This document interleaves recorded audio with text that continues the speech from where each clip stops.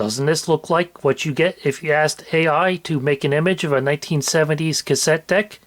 I mean, it kinda looks right. It's got the chrome and wood grain, and the meters and knobs, but the proportions are wrong. The tape door doesn't look right, and the buttons look weird. Well, that's because this is not a cassette deck, it's an 8-track recorder. Hey, I'm Craig. You may have seen my list. I heard you like tape recorders, so here's one with my name on it. The Craig 8-track stereo recorder. When I saw this little beauty on the shelf at the thrift store, I knew I needed to pick it up, mostly because of this big, chunky red recording button, and one feature my two other 8-track recorders don't have, a timer, which is very important for recording 8 tracks, as I'll talk about later. And 8-track recorders in general are pretty uncommon because most people only ever used 8 tracks to play pre-recorded tapes, especially in their car. And initially, 8 tracks were a playback-only format, but eventually, to compete with the rising popularity of cassette recorders, they started introducing some models which could record, and of course blank tapes to go along with it, in various lengths like 45 minutes, 300 feet or 64 minutes, and 90 minutes. Despite Craig being an entry-level brand, it has a real brushed aluminum faceplate, and the meters light up when you turn it on. Although I do find it odd that instead of being calibrated in decibels, the VU meters have an arbitrary scale of 0 through 5, and above them you can see the program indicators and a recording indicator. And it has some features that you don't normally get on an 8-track player, including pause, fast forward, and an eject button, which is much more graceful than just yanking out the cartridge when you're done playing it. It also has auto eject, either after every program or after it's done playing all the programs of the tape. And in addition to the left and right level controls, you get a 1/4-inch headphone jack labeled Stereophones. The Craig Corporation was located in Compton, California, but it's not straight out of Compton because it was manufactured in Japan. In addition to the typical RCA line input and output jacks, it also has 1/4-inch microphone jacks. It was UL listed, and apparently it's also kosher. And something else that caught my eye is where it says, for location of nearest Craig authorized service station, then they give you several 1-800 numbers to call, and it says toll-free for Western Union response phone. You've probably never heard of response phone either, but according to the scant information I can find about it, it was a telephone order-taking, referral, and polling service run by Western Union from 1975 to 1979, and one of the reasons for its demise was that it was not computerized. And here the Craig H260 8-track recorder was listed in the July 1977 issue of the Kiplinger magazine. It had a list price of $145, a frequency response of 30 to 10,000 Hz, a wow and flutter of 0.25%, and a signal-to-noise ratio of 50 dB. So far I have not actually tested this 8-track deck. All I've done is just plug it in and turn it on. So with the help of this little Realistic SA10 amplifier and a pair of bookshelf speakers, let's take care of that right now, for the first time on camera. And my sacrificial test tape will be The Year in Music Greatest Hits by the Realistics, which was one of those sound-alike groups back in the 1970s. So if this works, we should be hearing a sound-alike of Ring My Bell. So here it goes.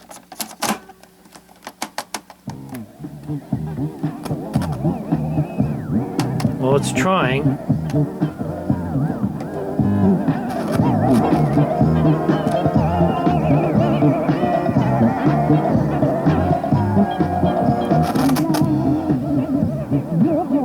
Yeah, it's having some speed problems, so maybe it needs a new belt and maybe some cleaning of the mechanism. And yes, I have the same album on cassette. And actually, just by using it more, it has improved quite a bit, although there's a hum in the right channel, and all of the programs are off by one. For example, on this cartridge, we should be hearing an imitation of Heart of Glass on program 2, except on this machine, it's on program 3.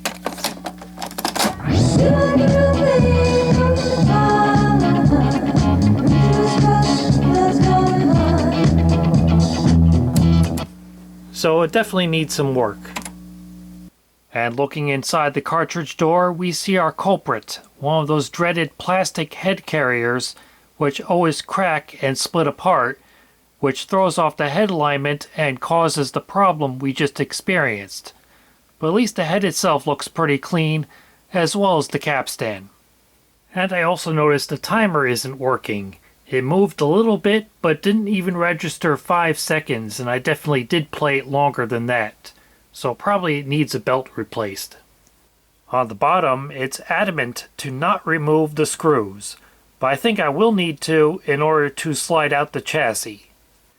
As expected, once I removed the screws on the bottom that it said to not remove, I was able to take out the chassis easily, and it will also be easier to replace this timer belt. It's right there on top.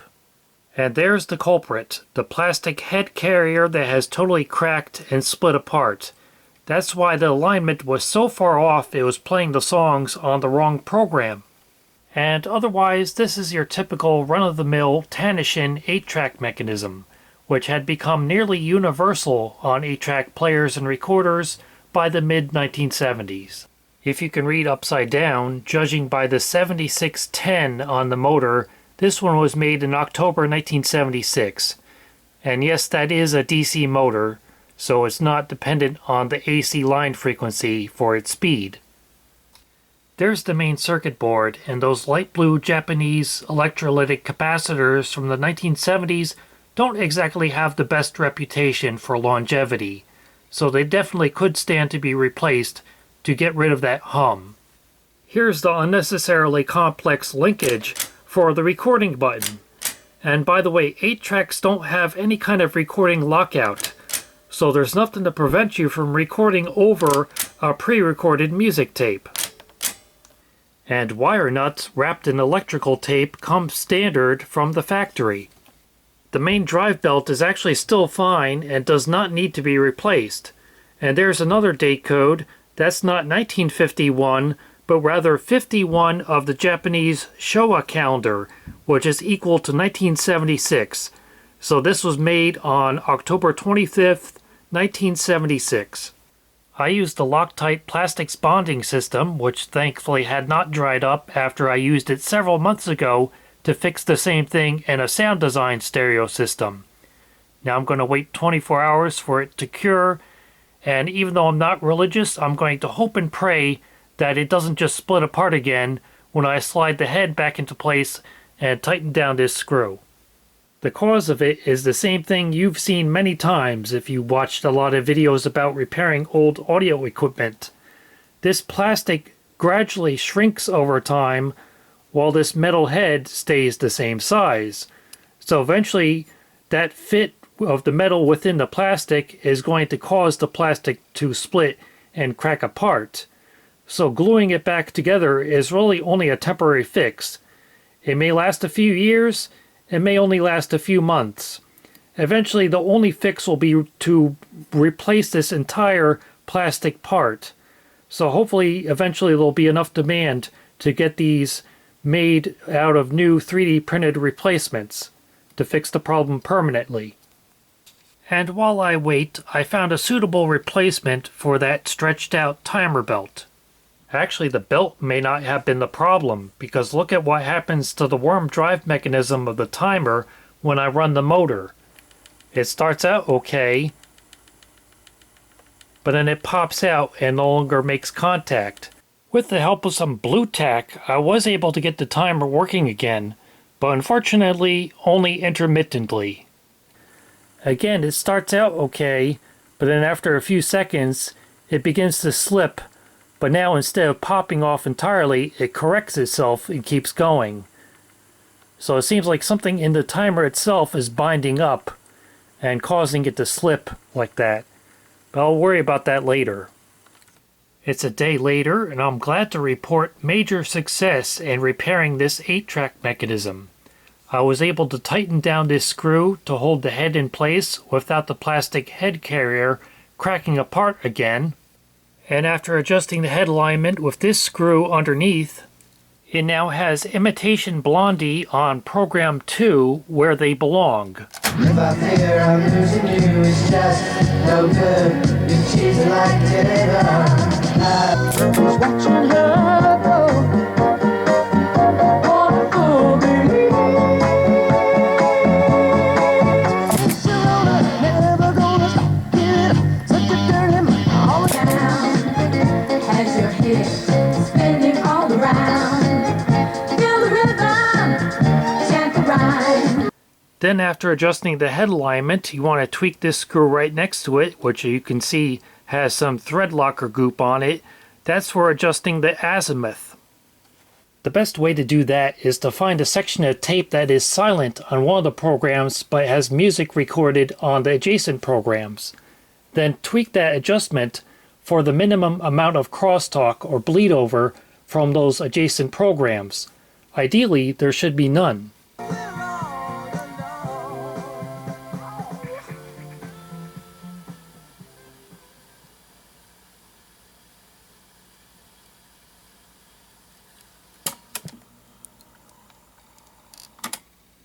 There's the auto eject function in operation. And also that loud hum I was getting in the right channel disappeared, so probably the capacitors have reformed a bit. And one advantage of this thing using a DC motor is that it's a lot quieter than the 8-track players that use an AC motor. Those tend to have a rather loud rumble to them, while this one is almost silent in operation. Before playing any tapes you care about, it's a good idea to clean the head. To do that, you can use one of these cleaning cartridges, and judging by how dirty it is, someone definitely has been using this one. But since I already have it open, it's not too difficult to do it manually.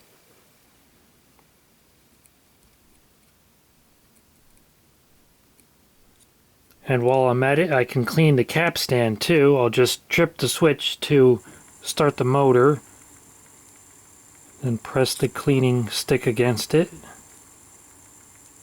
Definitely did have some dirt on it. And that should be good enough.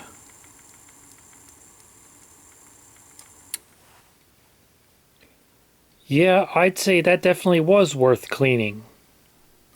And if you have a tape head demagnetizer, it's a good idea to use that as well.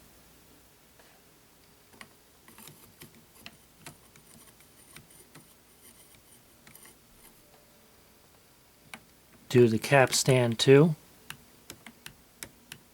And you want to keep it on while you slowly pull it away from the tape deck. Otherwise, if you switch it off while it's close, it could actually accidentally magnetize the head. Now this 8-track deck is fully serviced and restored, except for this timer. I want to see if there's some way I can get this working consistently, which will require removing the front panel. Isn't it queer, losing my timing this late in my career? Unfortunately, I think this is just another case of the plastic gears in this timer mechanism gradually shrinking with age, while this metal worm drive has stayed the same size. So the gear teeth no longer properly mesh, so it ends up slipping, as you can obviously see. So there's nothing really I can do to fix this. It's just another age-related failure. Having a timer is very useful for recording 8-tracks because otherwise they give you no visual indication of how much recording time you have left. Unlike reel-to-reel and cassette tapes, where you can see how much tape is left on the supply reel, and with enough experience you can learn to just eyeball how much recording time you have left. For example, this is a 60-minute tape, which is 30 minutes per side, and that looks like there's approximately a fifth of the tape left on the supply reel, which would be about 6 minutes of recording time remaining. So that's where the timer comes in to help, or at least it would if it was working correctly. As the manual for the Craig H260 8-track recorder explains, cartridges can be played through one complete program, noting the elapsed time on the timer between automatic program changes. And this way the exact time available for recording can be determined, and the new program material can be properly timed to avoid long blank sections or incomplete selections in the finished cartridge. And one thing I've noticed about 8-track recorders is that they're not very good at erasing. So if you want to reuse a tape that has previous recordings on it, it's best to bulk erase it first. Otherwise, you may get some bleed over from the previous recordings, even if your machine's head alignment is perfect. And then the procedure the manual recommends for recording is to index the tape. The way you do that is engage the auto eject feature, then put it in your blank cartridge and run it in fast forward mode until it auto ejects. This could take a while because fast forward on an 8-track is only about twice the normal playback speed, so it's a good time to read a book, like the Radio Shack Guide to Stereo High Fidelity from 1974.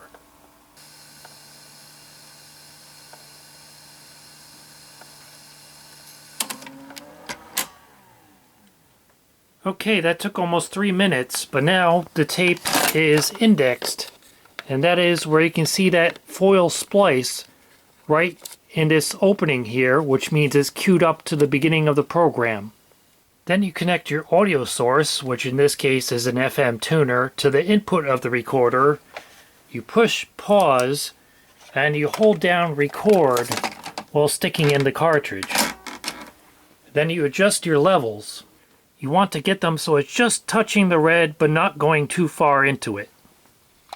Then you release the pause and reset the timer, and now you're recording. This tape has a total length of 45 minutes, which due to the way the 8-track format works, is split up into 4 11.25 minute programs.